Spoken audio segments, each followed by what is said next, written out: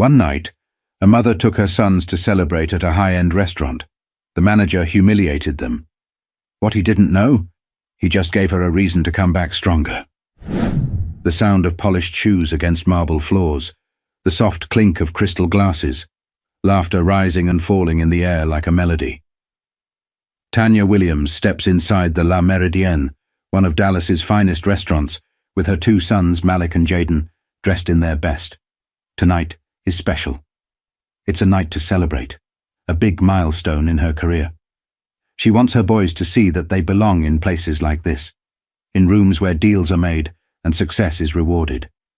But the moment they enter, she feels it. The air shifts. It's subtle but unmistakable. Conversations pause, only for a second. Eyes flicker in their direction. A woman at the corner table sips her wine a little slower. A waiter glances at them, then at the maitre d' as if waiting for a cue. Tanya squares her shoulders. She's used to this. She's had to fight for everything she has, and she refuses to let a few sideways glances ruin this moment. She smiles at Malik and Jaden. See? Fancy, right? Jaden, the younger one, grins. Malik, a little older, a little wiser, just watches. They approach the maitre d', a tall, thin man with slicked back hair and a polished manner.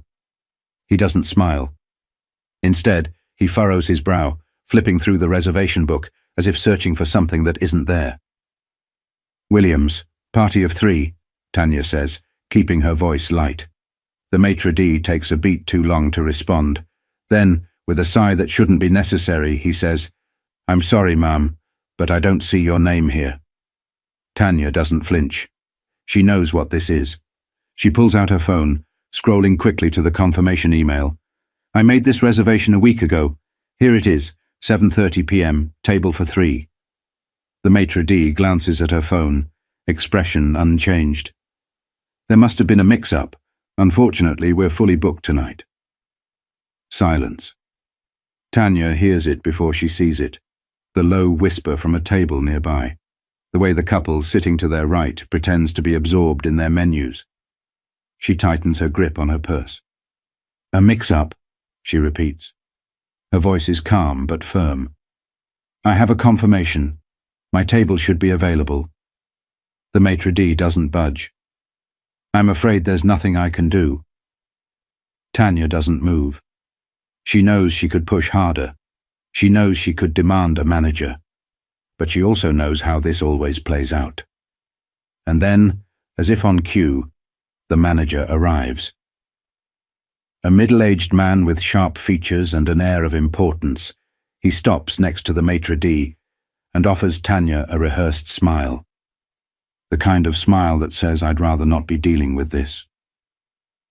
"Ma'am, I apologize for the inconvenience," he says, "but as my colleague mentioned, we're fully booked tonight." Tanya holds his gaze. "I booked in advance. I have proof." He doesn't even look at her phone. "Again, I apologize, but we can't accommodate you this evening." Malik shifts uncomfortably beside her. Jaden's eyes dart between his mother and the manager, his young mind trying to process what's happening. Tanya inhales slowly. She's faced rejection before. She's had doors closed in her face more times than she can count. But this is different. This isn't just about her. It's about them. Her boys, standing here, watching this unfold, learning, in real time, what the world thinks of them. The humiliation settles in her stomach like a heavy stone. She exhales and nods once. Not in agreement, not in acceptance. Just acknowledgement. Then she turns to Malik and Jaden. "Let's go." Jaden tugs at her sleeve. "But Mom, I'm hungry." "I know, baby," she says softly. "We'll go somewhere else." And just like that, she turns and walks out. She doesn't argue. She doesn't beg. She doesn't make a scene. Because she knows the real fight isn't here. It's out there. Outside, she grips her keys tightly as she helps her sons into the car. Her hands tremble just a little as she buckles her seatbelt. From the back seat, Malik's voice comes quietly. They didn't want us there. Tanya stares ahead. The streetlights blur into streaks against the windshield. No, she finally says. They didn't. A beat of silence. Then Jaden, still young enough to hope, asks, Will we go back one day? Tanya presses the ignition. The engine hums to life. She doesn't answer right away. Instead, she looks at them in the rearview mirror. Two boys who deserve to walk into any room with confidence, who deserve to know that no one can decide where they do and don't belong. Then, finally, she speaks. One day, she says, but not as customers. But what Tanya didn't know was that night would light a fire in her, one that would change everything. Tanya didn't sleep that night. She lay in bed, staring at the ceiling, replaying every second of what happened at that restaurant. Not just the way the manager dismissed her, not just the maitre d's fake concern, not even the whispers from the other diners who watched but said nothing. No. What haunted her was the look in Malik's eyes, the understanding. He was only 12, but he had recognized it, the moment, the lesson, the unspoken rule that places like that weren't meant for people like them. And Jaden, only 8, still too young to fully grasp what had happened, but old enough to feel it, to feel the sting. Tanya clenched her jaw. She had worked too hard for this, spent years building something from nothing. Late nights, early mornings, sacrifices. She refused to let a single night define her. But what if it had defined them? What if, without realizing it, her sons had learned that lesson too well? She pushed herself up in bed, swung her legs over the side, and reached for her laptop. If they weren't going to give her a seat at the table, she would build her own. Tanya had always been a fighter. Raised by a mother who worked 2 jobs just to put food on the table, she knew hustle before she knew anything else. And now, she poured all of that fire into her catering business. Every rejection became motivation. Every roadblock became an opportunity. Every no fueled her next move. She worked harder than ever. Her mornings started at 4:30 a.m., testing recipes, managing orders, making deliveries before the city even woke up. By midday, she was balancing invoices, hiring staff, taking meetings, scaling the business one strategic move at a time. At night, when her boys were asleep, she sat at the kitchen table with a notebook full of ideas, mapping out the next steps. She wasn't just building a catering company, she was building a brand. And people started to notice. Her flavors were unmatched. Word spread. One event turned into 10, 10 into 50.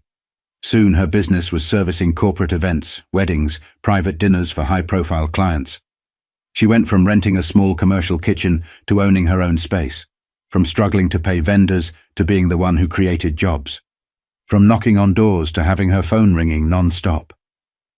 Success wasn't just an idea anymore. It was real. But even after all the wins, the press features, the record-breaking profits, she never forgot that night. Never forgot the way Malik looked at her in the car, the quiet anger in his voice. They didn't want us there.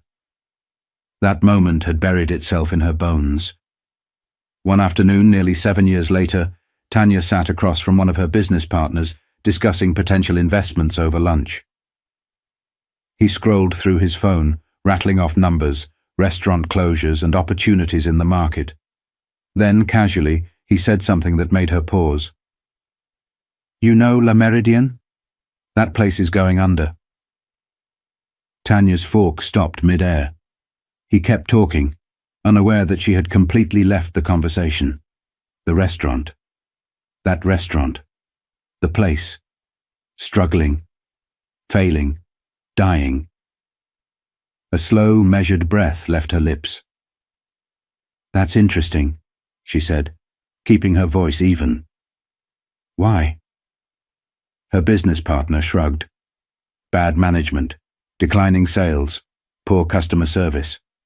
It's been on the market for a few months now. No one wants to touch it. Tanya looked down at her plate. She had spent years burying that night, using it as fuel to build her empire, to make sure her sons would never feel like outsiders in their own success. And now, the universe had placed this in front of her. She had a choice. She could let it go, keep moving, act like it didn't matter anymore. Or she could buy it. But Tanya wasn't sure if reopening that door would bring closure, or a flood of emotions she wasn't ready for. Tanya sat in her office, staring at the real estate listing on her screen. La Méridien, for sale. She leaned back in her chair, tapping her nails against the desk.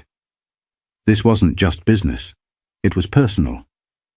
Buying a restaurant was a big move, even for her. She had built a thriving catering empire, but running a full-scale luxury dining establishment was an entirely different game. Her logical side told her to walk away. It's just a restaurant. Let it fail. Let it rot. Move on. But something deeper, something more visceral wouldn't let her. She glanced over at a framed picture on her desk. Malik and Jaden, taken years ago. They were just boys when they stood outside that restaurant, confused, hurt, dismissed.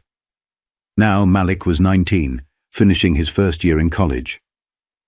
Jaden was 15, already talking about entrepreneurship like his mother. They had grown, evolved, and so had she.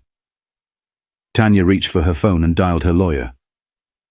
"Hey, Scott," she said, voice steady. "Find out what it's going to take to buy La Méridien." 2 weeks later, she walked through the doors of the same restaurant that had once thrown her out. But this time, she wasn't asking for a table. She was here to take ownership. The place looked the same. Polished floors, crystal chandeliers, white linen tablecloths. But it felt empty. There were customers, but not many. The energy was off. A waiter rushed over, mistaking her for a guest.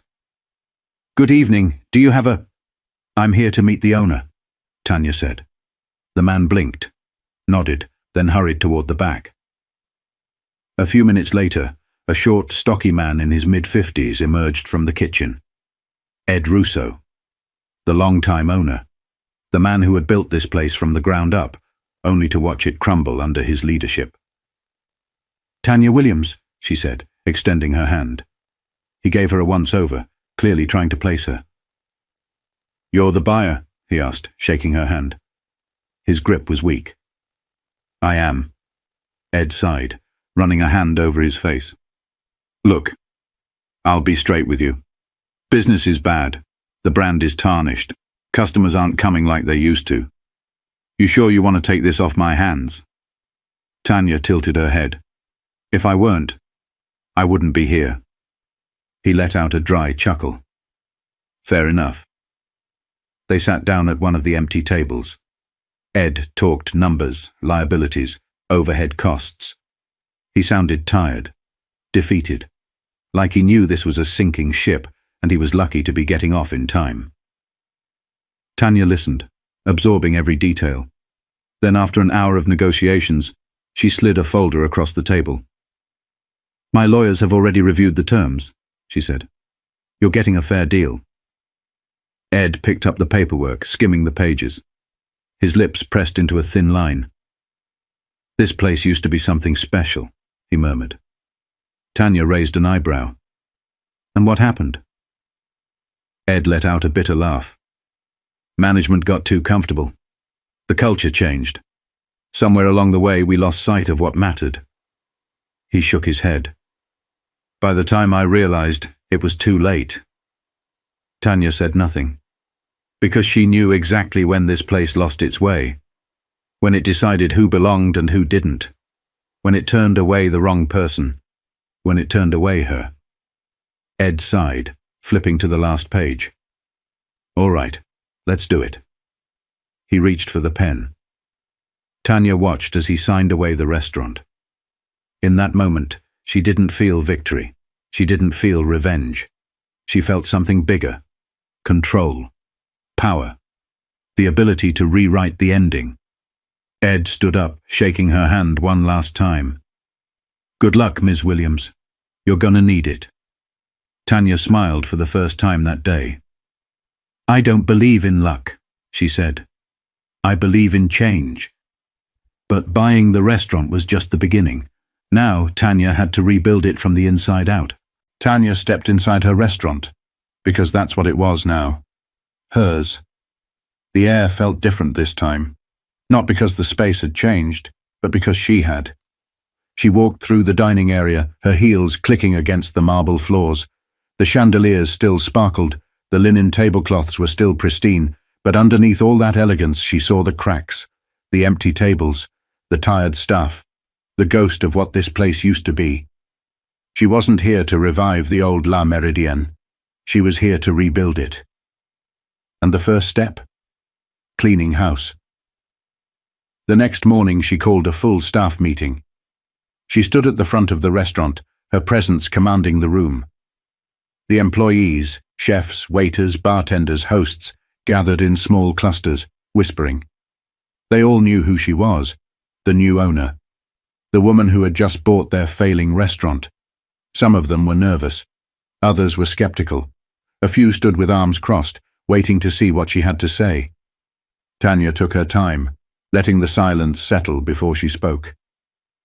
"I won't waste your time," she began. "La Meridienne has a reputation, one that isn't serving it well." A few of the employees exchanged glances. "It's not just about bad sales, it's about bad culture." More silence. "I don't run businesses that make people feel like they don't belong. That stops today." Her voice was steady, unapologetic. Some of them shifted uncomfortably, others nodded. "Some of you were a part of the problem. Some of you weren't. Either way, things are changing. New policies, new management, a new vision. If you're not on board, this is your moment to leave." She let her words hang in the air. A long, tense pause. Then slowly, two people stepped forward, the maitre d' and an older server. They didn't even bother making eye contact as they pulled off their aprons and walked out the door. Tanya didn't stop them. She turned back to the rest of the staff. "Anyone else?" No one moved. She nodded. "Good, let's get to work." The next 2 months were a complete transformation. She renovated the space, updating the design while keeping the essence of what made it high-end. She rebranded the name, no longer La Meridienne, but Williams & Kodu. It wasn't just a restaurant anymore, it was a statement. She retrained the staff, hiring new people, promoting those who deserved it, and making it clear that exclusivity had nothing to do with discrimination. The menu got an upgrade. The atmosphere changed. The people who once avoided the restaurant, they started paying attention again. She knew the grand reopening had to be perfect. It had to send a message, not just to the city, but to her sons, because this wasn't just about a business. This was about proving that no one gets to decide where they belong. Opening night arrived, and the energy was electric. Guests flooded in, drawn by the buzz. The media showed up, eager to see what the new owner of the former La Meridienne had done with the place. The restaurant was packed. Tanya stood near the entrance, watching it all, taking it in. Then, out of the corner of her eye, she saw a familiar face. The former manager. He wasn't dressed for dinner. He wasn't here to celebrate. He stood just inside the door, looking around, confused. He hadn't recognized her yet. Tanya stepped forward. "Looking for a table?" she asked. The man turned to her, brow furrowed. Then, slowly, realization dawned. His mouth parted slightly, but no words came out. Tanya held his gaze. "I can check the reservation list, but I don't see your name." The man swallowed. He looked at the crowd, at the restaurant thriving under new ownership. His expression was unreadable. Embarrassment, maybe.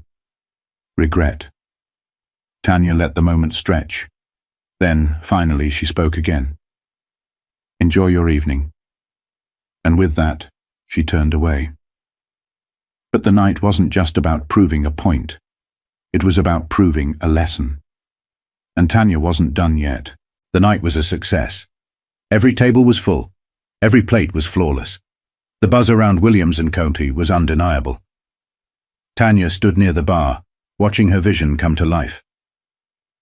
Her staff moved with purpose. Her guests laughed over fine wine and perfectly plated meals.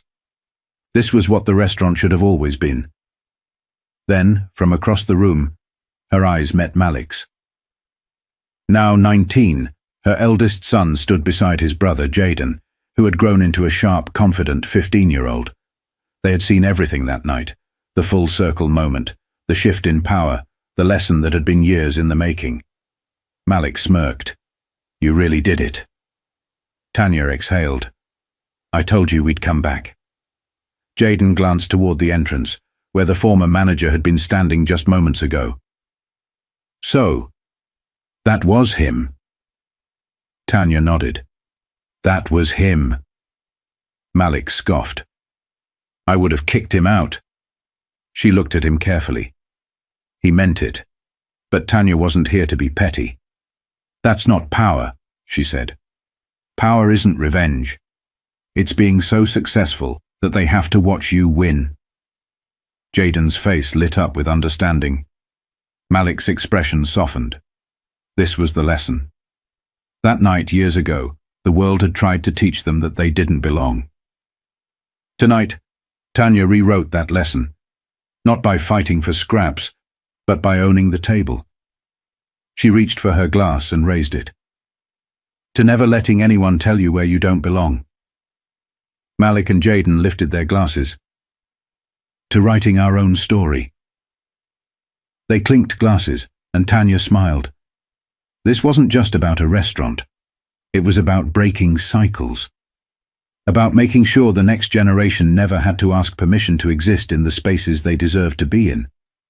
And as the night carried on, as laughter and joy filled every inch of the restaurant she now owned, Tanya knew one thing for certain. She had already won.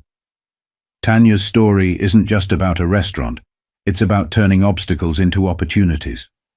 About refusing to let rejection define you. Sometimes the best response to being excluded isn't fighting for acceptance. It's building something so strong that they have to acknowledge you. So, the next time someone tells you you don't belong, ask yourself, do I need their approval, or do I need to build my own table? Because real power isn't in being let in. It's in making sure the door is never closed again.